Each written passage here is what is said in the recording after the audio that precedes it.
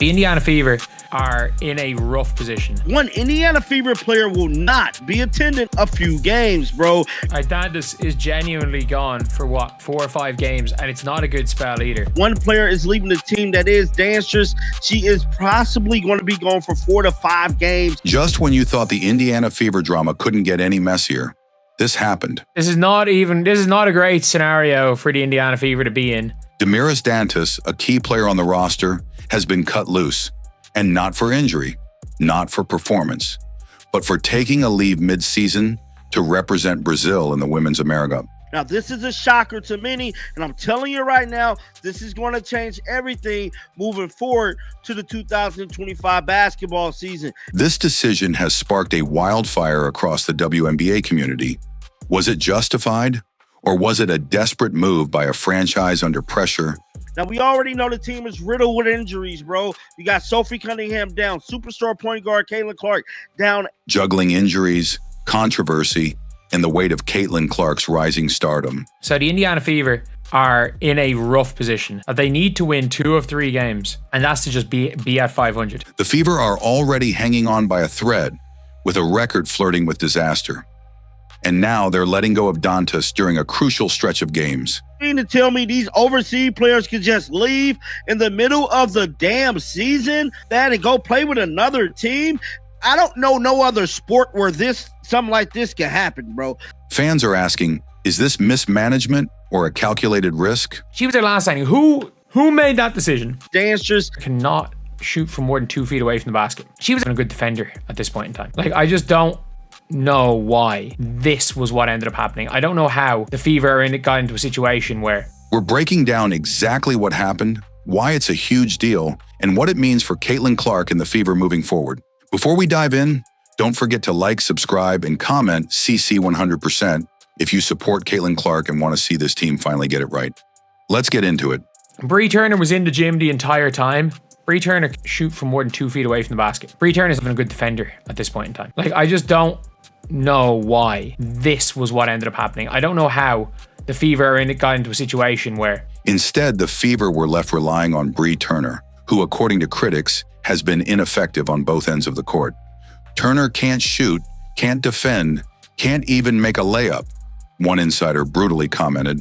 Then Mike went on to say, if they release another player before everyone is healthy, can they still keep her? Richard went on to say, no, it's a different kind of contract. You can't just convert it. The player have signed via a hardship has to be the one released when the team no longer qualifies for that said hardship. Fans and analysts alike are now questioning the logic. Why keep a struggling bench player over a proven, if temporarily unavailable, asset? And the optics, horrible. For Caitlin Clark, who is already under immense pressure and constant media attention, this only adds to the instability around her. She needs consistent support, not chaos.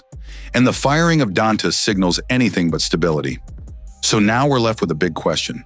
Did the Indiana Fever do the right thing? Or did they just let go of a crucial piece during the most critical stretch of their season? About the Olympics, and it's an excerpt from Christine Brennan's book. And again, Christine Brennan's book, you better believe once that actually releases, there's going to be a million channels on that game. Let's call it what it is. This wasn't just a player stepping away for international duty.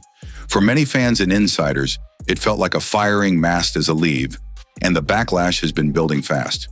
Damiris Dantas' decision to play in the Women's America Cup for Brazil raised a lot of eyebrows, not just because she chose to leave mid-season. Let's see here. Something about like an 11-day stretch, but we finna go over it right now, bro. But this whole situation with Damiris is crazy, dog. That they this a crazy little league, man. It's crazy little league, dog. I'm sorry. That cannot be justifiable, bro. But because the Indiana Fever let her go with no signs of holding the door open. This wasn't a see you when you get back moment. This was cold, swift, and final. Social media exploded with questions.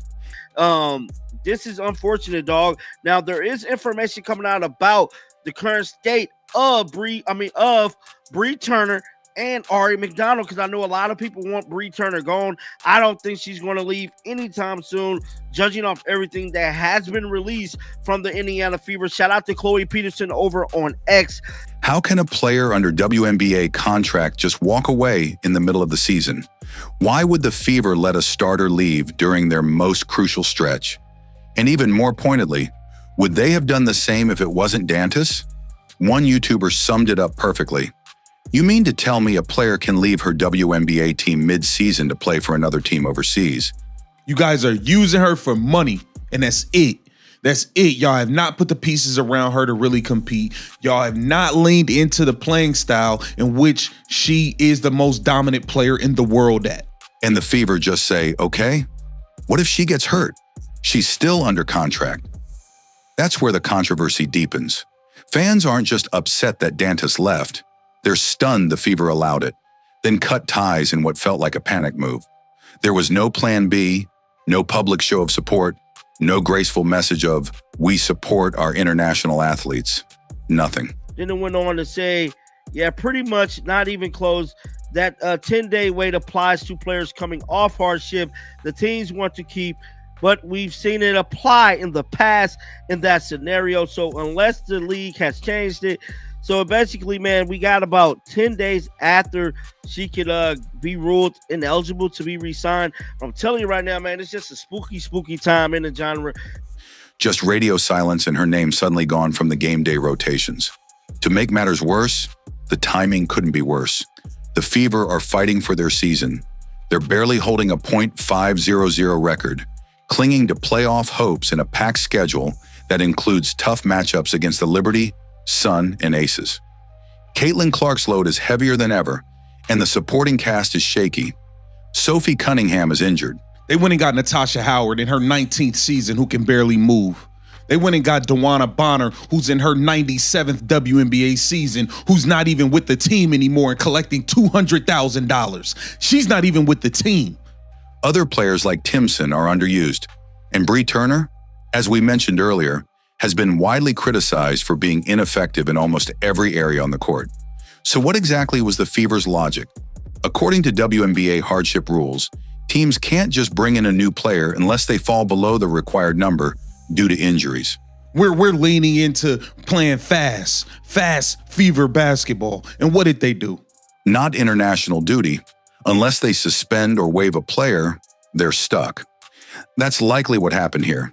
The Fever suspended or parted ways with Dantas just so they could make room for another emergency signing. But that's a dangerous move because it tells every other international player, you're expendable if you leave. And it's not just fans taking notice. Then it went on to say you have to wait 10 days to re-sign someone unless you're signing them via a hardship. So unless the league have changed how they interrupt the rule, McDonald couldn't re-sign to a regular contract until the 11th day after being waived.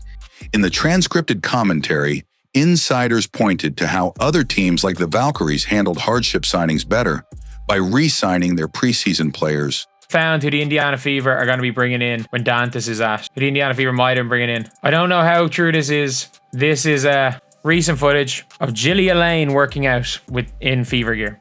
Building continuity. The Fever?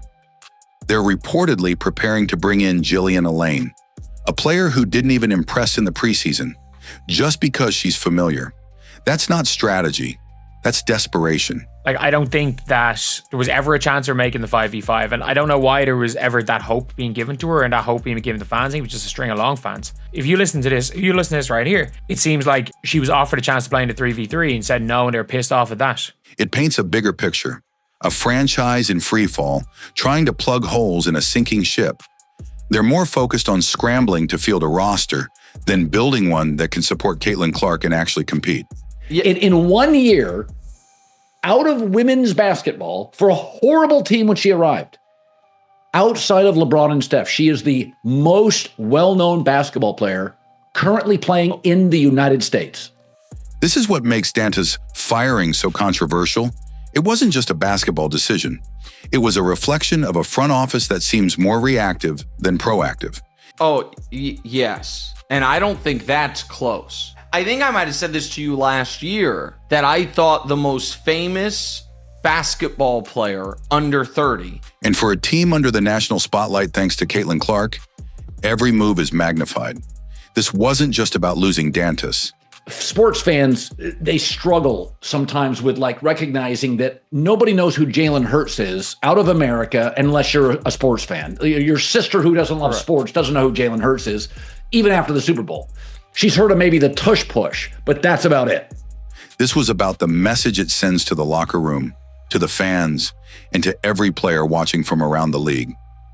Dantas is not going to be playing. Now that Damiris Dantas is out, whether you call it a leave, a firing, or a front office maneuver, Did that tournament just spun out of thin air? Right, bro. You got tournaments falling out of thin air, bro.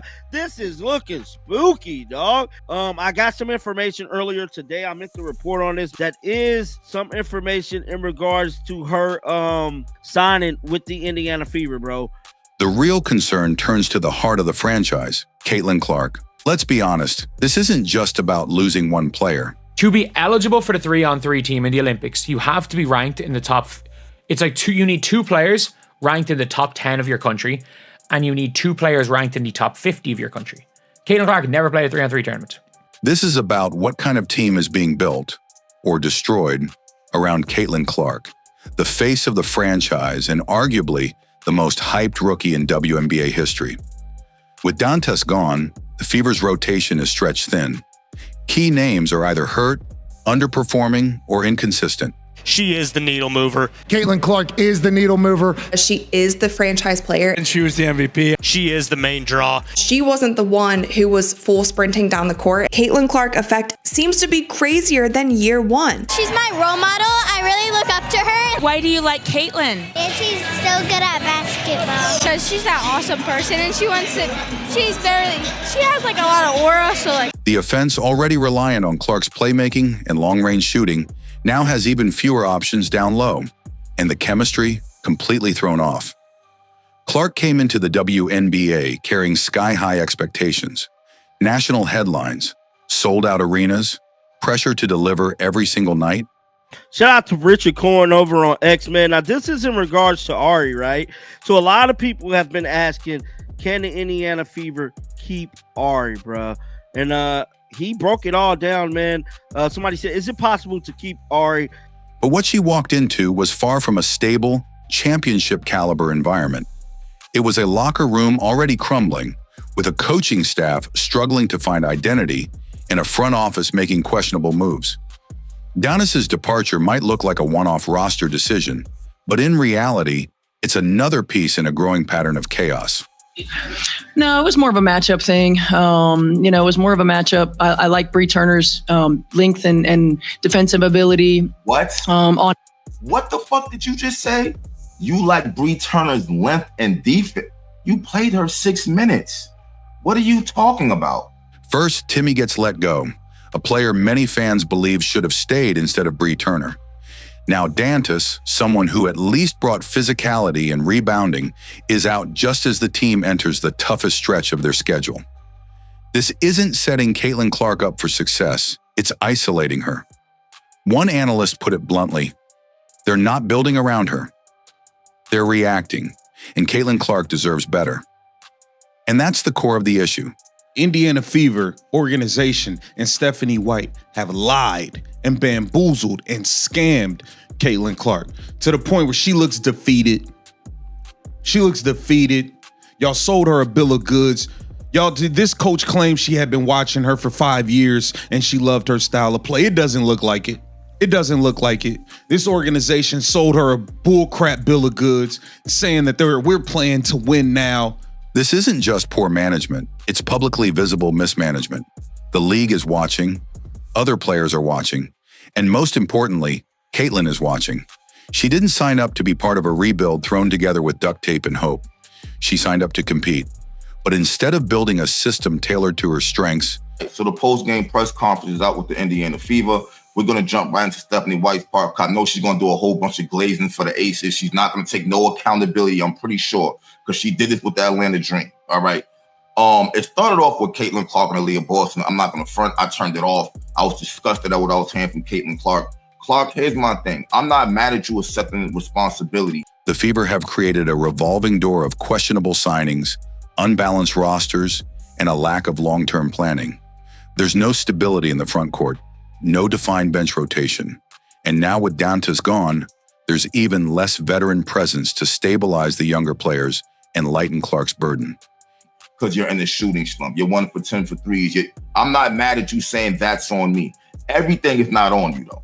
All right, you're sitting here saying there were times where you felt like we should have played faster, but that's on you. That's not on you. That's on your coach slow offense. You know it. We know it. Don't sit here and have our back like that. Even analysts with insider knowledge have started calling the Fever a lazy front office, more concerned with selling jerseys than fixing the depth chart. So where does that leave Caitlin Clark? Trapped between stardom and dysfunction. She continues to show up, compete, and produce. But how long can she carry a team that keeps making the same mistakes? They might have won that game. Even though I don't think Dantas ain't spectacular, but I do think they're playing Damiris Dantas. But at the end of the day, it's just stuff piling on. The WNBA is ruthless.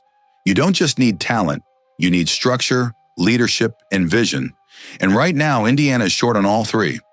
Unless something changes fast, the fear isn't just missing the playoffs. It's burning out the biggest name the league has seen in years. And if that happens, the Fever won't just lose games. They'll lose fans, trust, and the chance to turn this generational talent into a dynasty. The WNBA cannot afford to have that to Caitlin Clark, to have that to happen to Caitlin Clark. They need to be smart. This is what the NBA did for players like Harden, for players like Dame, for Steph, etc. They realized, you know what? The really popular and explosive and exciting players are not 6'7". We see Caitlin Clark on the receiving end of something, and it's not called correctly. In fact, she gets a technical foul after getting poked in the eye and then shoved to the floor, and Marina Maybe doesn't even get thrown out of the game. It's basically open season on Caitlin Clark. So, what looked like a simple roster move has now turned into a full-blown crisis inside the Indiana Fever. Damiris Dantas is out, Caitlin Clark is left carrying the weight, and the front office, they're scrambling with no clear plan in sight. Like Dantas wasn't even seen she wasn't even seen as worth playing yesterday. So if that's against Aja, how is she meant to deal with Nneka, who, newsflash, has been better than Aja Wilson this year? Nneka's been better than Aja. If she's not good enough to come on to play against Aja Wilson, then how is she going to be good enough to play against Nneka Nwumike? This isn't just about one player leaving for international duty. It's about leadership, direction, respect. The WNBA is watching, the fans are watching, and most importantly, Caitlin Clark is watching. We don't know where she is. We hope everything's okay, but we need all hands on deck as well. It'd be nice if she show up to work. I don't know what's going on. She removed all the Fever stuff from her body. I don't know what's going on. Caitlin Clark has been used and lied to. Y'all used her to sell all these tickets. Y'all used her to sell all this merchandise and to make all this money, and then y'all did not put the right coach or team around her. She's been lied to, man. This is bull crap. This is trash. What the Indiana Fever have done with a superstar. If the Fever want to build a real future, they need to stop making emotional, short-term decisions and start protecting the generational talent they have right now.